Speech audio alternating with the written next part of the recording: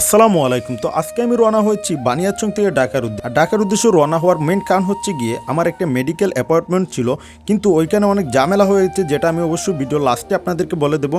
ততক্ষণ আমার সাথেই থাকুন। তো আমি প্রথমেই চলে আসি ৫ নং বাজার, এবং ৫ নং বাজার থেকে 102 ইউরোপ আলীবাইয়ের টমটম করে বড় বাজারের শহীদ মিনার ওভারক্রস করে এবং কি বড় বাজারের মিডিল রাস্তা আপনাদেরকে সুন্দরভাবে দেখিয়ে আমি রওনা হয়ে যাই আমাদের সিএনজি স্টেশন, বড় বাজারের সিএনজি স্টেশনে। তো এদিকে যাওয়ার জন্য আমাদের 102 ইউরোপ আলীবাইয়ের টমটম হয়ে রওনা হয়ে যায়। তো দেখতে দেখতে আমি চলে এসেছি আমাদের বড় বাজার সিএনজি স্টেশনে, এবং সিএনজি করে আমি রওনা হয়ে যাই হবিগঞ্জে যাওয়ার উদ্দেশ্যে। কারণ হচ্ছে গিয়ে আমি বানিয়াচং থেকে যদি ঢাকা যেতে হয় তাহলে অবশ্যই আমাকে হবিগঞ্জ যেতে হবে। হবিগঞ্জ নেমেই পুলের পাশে পেয়ে যাই আমি একটি টমটম, এবং টমটমে ওঠার পরে ওইখানের মধ্যে কয়েকটা ভিডিও শট নিচ্ছিলাম যে আমাদের চৌধুরী বাজার আপনাদেরকে দেখানোর জন্য। আর এদিকে মনে করেন যে আমারও কয়েকটা শট নিচ্ছিলাম, এদিকে আমাদের ড্রাইভার ভাইও তাকাচ্ছিলেন, লুক দিচ্ছিলেন।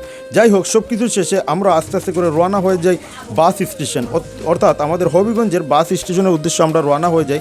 এবং দেখতে দেখতে চলে আসি আমাদের বাস স্টেশনে।